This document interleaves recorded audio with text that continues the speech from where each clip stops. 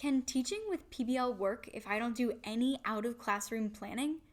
And might it even be better for the students that way?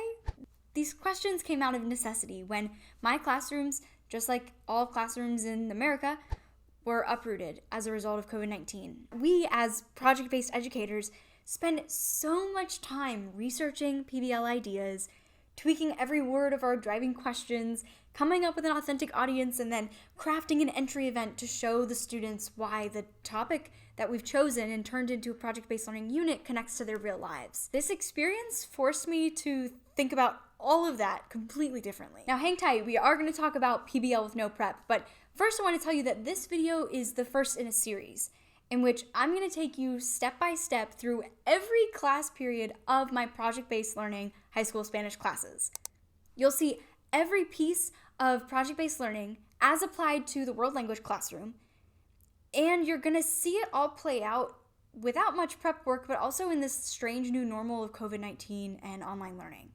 So if that's exciting to you and you're curious to see how it's going to work out, and believe me, I am too, I'm only filming this a week after it happens, let's jump into the first day.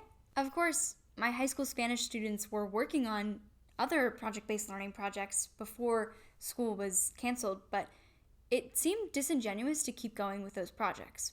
And it wasn't even feasible. Like, one class was working towards an event that has since been canceled, and another class was working on building a garden for our classroom. So I had no remaining PBL plans and not much time to plan new ones. And I showed up to our first Zoom call for the first class with no agenda.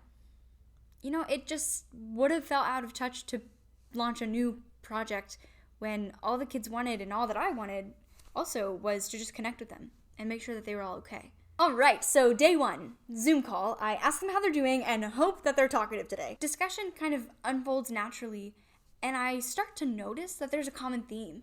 They're all kind of talking about different mental health issues or things that are impacting their mental health as a result of isolation of COVID-19. First person says they're super bored. Next person agrees. The third person says that they're finding it hard to find motivation because there's no classes, so there's no structure to their day. Also, their little brother is annoying them because they've never shared the same room for this many hours. As I'm listening to them, I kind of get inspired, right?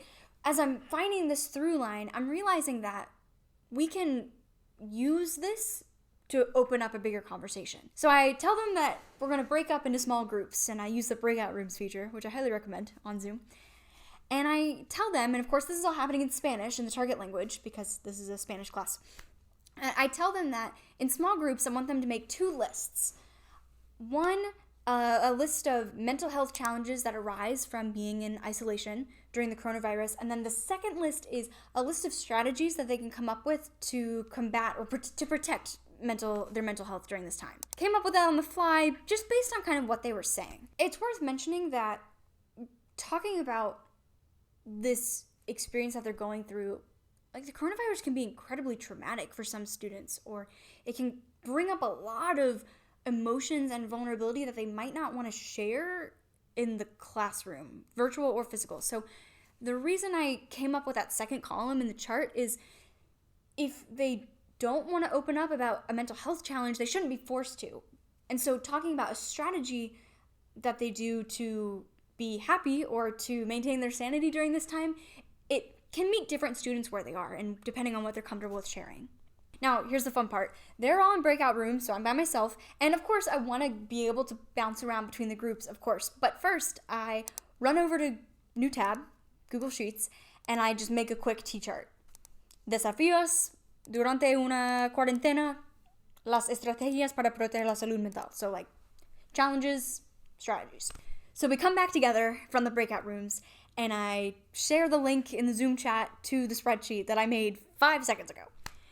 And I tell them that we're going to track the conversation that we're going to have as a group on this spreadsheet.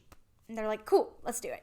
Now, it's about at this point where I'm going to remind you, just as I reminded the students, that in project-based learning, we're trying to solve or at least respond to a problem that exists in the real world. And what this activity did is it gave me a real handle on what kinds of problems are top of mind for them. So we're sharing out, and they're getting really excited, and they want to try some of these new ideas, whether it be a Netflix party with their friends or talking to their pets when they get bored. So I figure out what I want the homework to be. Now, I know that different school systems are handling homework and the number of hours that each class meets and all that differently. So I'm going to tell you what I assigned them for homework, but you could just do this for your second day of the project.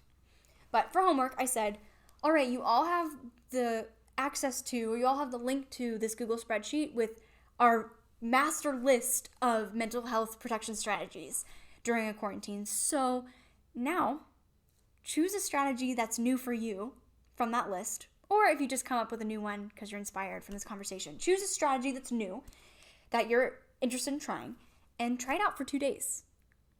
Talk to your dog when you're bored for 2 days. Do yoga for 2 days and see how that impacts you. And then I'll post a Flipgrid that I want you guys to answer a couple questions about the strategy, talk about if you would recommend it, that kind of thing. And I will say that they have been loving the Flipgrid since they miss seeing each other so much. It's been really great, actually. Based on their passionate responses to this conversation, I realized that this is really a problem that they care about strongly. And of course, it's relevant to them. I wanted to see if I could finagle mental health during a quarantine into project-based learning for our class without forcing students who don't want to be confronted with mental health issues or share it in front of the class, or, who find this topic traumatic, without burdening them. And so that was just something that was on my mind going into day 2. And we're just kind of using this as brainstorming for what could turn into a project-based learning unit. I guess the point I'm trying to get across is, because I was so present with the students and I listened so intently to what they were saying, and not that we don't do that all the time, but it's on another level when you're trying to make it up as you go, I realized that this time in teaching during the coronavirus and in distance learning, it's just bringing more to the surface the values that we already have as project-based teachers. The coronavirus amplifies what we already value in project-based classes. Developing the whole student, not just as a master of our content area. Finding a problem that they can respond to that matters in their real lives. Being a facilitator and a coach to the students rather than some sage on the stage that has a linear plan with all the knowledge. And that's exactly what I was forced to do tenfold when I went into the classroom with no agenda but just to be present and to really listen to what problems and challenges were on their mind. I highly recommend it when you're looking for PBL inspiration. And the best part of it for you is you don't have to spend hours combing through Twitter and Facebook and different websites to find inspiration. The best inspiration came from me just listening to my students. So if you're excited about day 2, I know I am. My kids are developing their own driving questions. Make sure you tune in next week. We'll be here every Monday. My name is Maria Jernigan, and if you have any questions or suggestions, please leave me a comment. I'd love to hear from you.